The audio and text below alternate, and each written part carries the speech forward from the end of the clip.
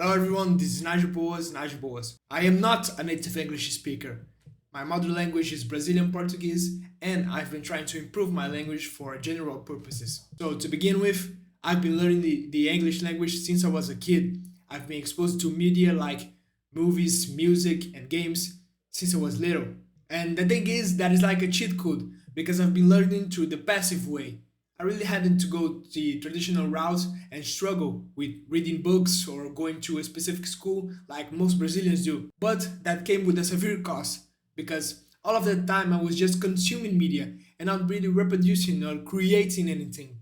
And although sometimes I would write something in a dark internet forum, I wasn't really trying to speak, and that was the ability that got most impaired by time. And ever since a few months ago, when I decided to create videos in the English language, I realized, man, my speech sucks. It turns out that even though I can listen and read things quite decently, I can't speak properly. You can see how it's kind of a struggle for me just to connect a few words. And by the way I'm probably editing this video straightforward, you won't realize it, but I've been cutting a lot. But then I just took it as a challenge, and my main method to improve my English was just going to be keep doing videos.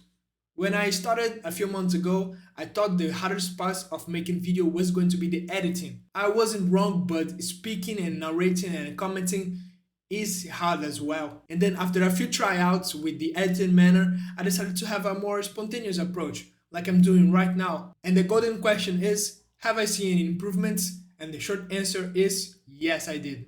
But the thing is, the way that I was doing my videos before, I was putting more effort in writing than in speaking. And I realized and accepted that I have to speak if I want to get better. So there's no more shortcut on this one.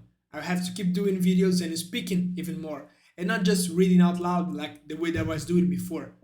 And I quite recommend that for anyone that is trying to improve their second language, not just English.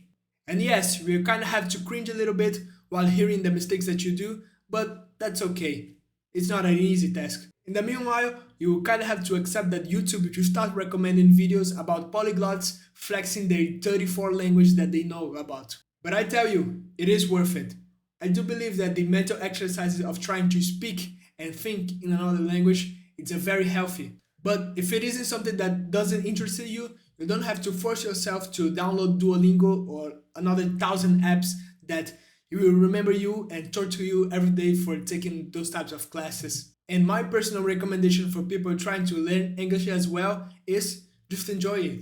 Of course, I'm not a professional by any means, but I realized in my experience that trying to research things, going in the internet, in the dictionary every once in a while I was reading or watching something was very fun. And in any way, if you want to keep seeing my progress or get more tips in the future, just leave a like and subscribe to the channel because I will talk about that again in the future. So thank you for watching and see you in the next time.